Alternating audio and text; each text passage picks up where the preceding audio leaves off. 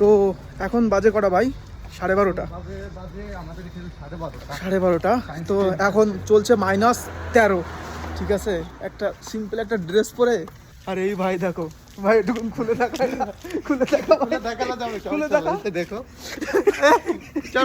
লজ্জা লাগে, -10-এ এই দেখো বরফ, এর মধ্যে বস মানে নিয়ে যাচ্ছে ড্যাশ ড্যাশ, ঠিক আছে, খাবে বলে রুমে ড্যাশ ড্যাশ, ঠিক আছে। অবস্থা ঠান্ডার মধ্যে দেখো বাচ্চারা, দেখেছো আমরা এটি খাবো, এই যে দেখো খালি গায়ে একদম পুরো একটা সিম্পল ড্রেস পরে, মানে পাগলা হয়ে যাওয়ার মতো একটা ব্যাপার স্যাপার।